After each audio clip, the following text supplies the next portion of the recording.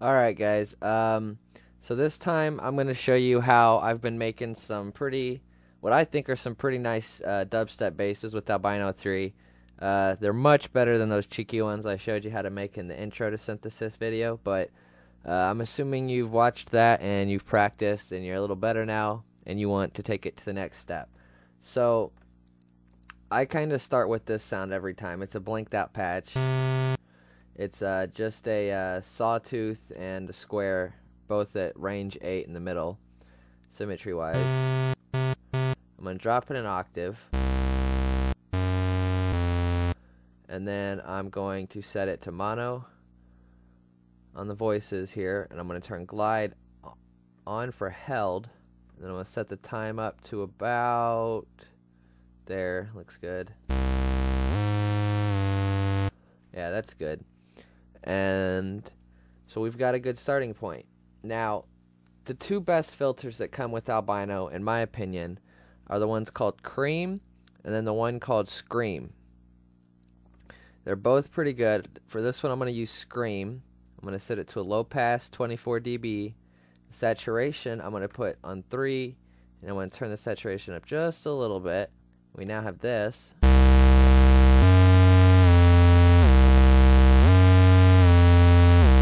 So it's much better already. I'm going to give it some resonance, a little cutoff.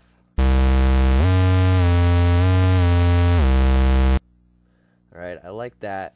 Now, before I start adding other oscillators, I try to get an idea of what I want to be modulating on this. Now, I want it to kind of like talk and be expressive. So I'm going to turn this knob right here. This one I'm turning right now, the envelope knob, and then over here in the envelope section you go to F1, which stands for filter 1.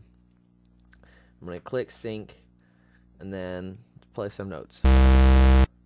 So I want it to build up a little bit, decay a little bit, and sustain.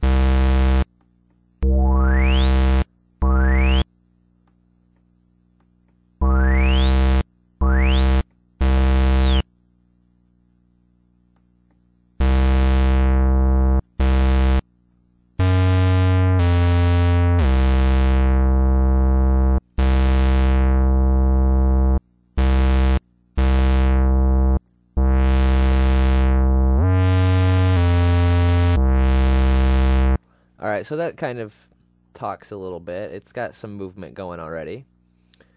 Now I'll probably, let's see here. Let's put a little bit of movement up here. Okay, I'm going to set LFO1 to oscillator 1 symmetry. Go to LFO1, hit it, the return, and I'm going to slow it down. Actually, I'm going to speed it up to 1/8, put it on a sine wave, go back to the matrix. I'm going to just barely turn it up.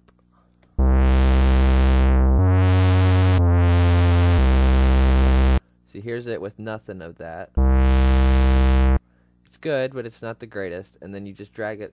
I'm going to do it and click and drag up.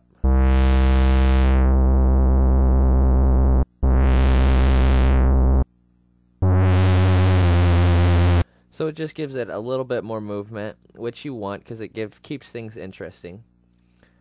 So now what I'll do is I'll turn off that oscillator, go to my next one, and get its own unique sound going for it. I'm going to use another digital. I'm going to go to Spectrum 6, and I'm just picking these at random, just so you know.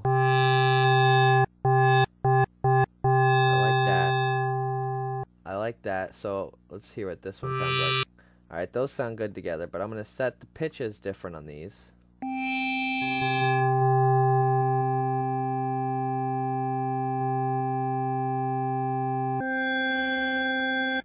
Alright, now I've jumped it up 2 octaves, which is actually 3 octaves above this one.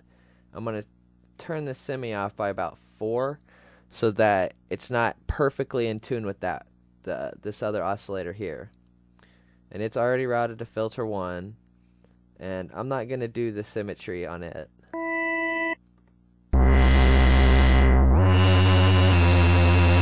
And you can hear it's already sounding pretty metallic, pretty pretty sick if you think about it. So that's only 2 oscillators.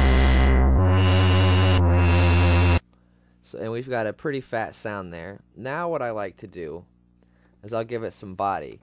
So I'll go over here to oscillator 3, and I'll put it on like a sawtooth and a spectral saw, I guess. We'll put it on spectral saw 2 and get a nice blend. And then I'll do the spread. And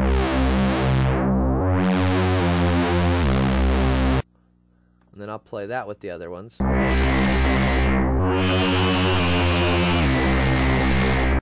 Alright, that sounds pretty good. Now, to get it wobbling, of course, I'm going to set up LFO2 to be monophonic, and I don't want it to restart every time a note is pressed. And I'm going to put it on the saw wave, and I'm going to do it at, let's do 1/4 triplet. Go over here to the matrix, and now I always put my LFO and filter sync up at the bottom of the matrix box here, so that I just remember which one it is.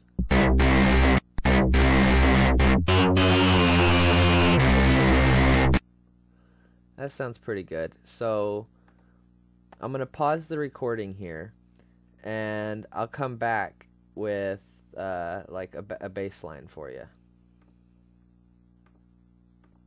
Alright, so I'm back.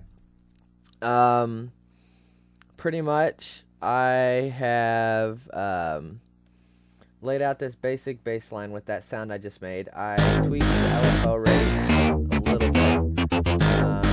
Here's the bass line right now.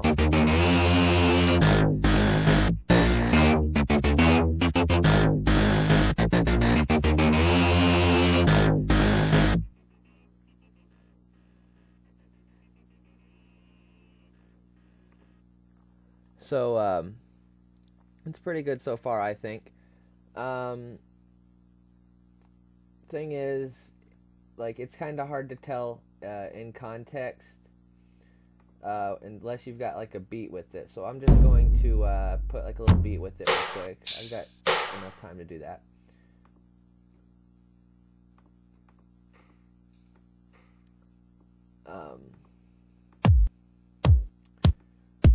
Here, get a kick. I know you can't really see my browser, but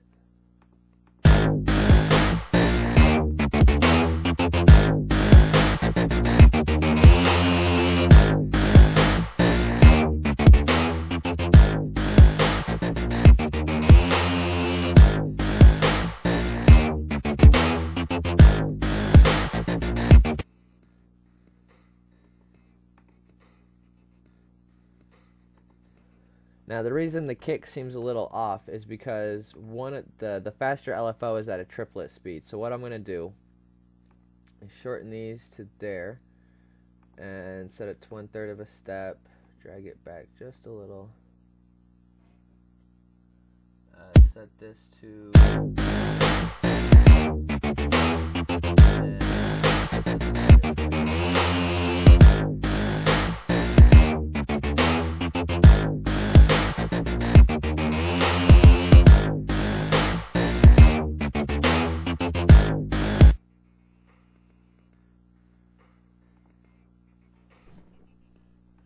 and you can hear that gives it more of a shuffle feel to it.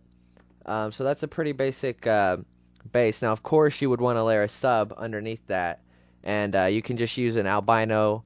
That way you can keep the LFO speeds exact. You can do whatever, but you would, of course, want sub under that. But, I mean, for 10 minutes, that's not a bad bass line.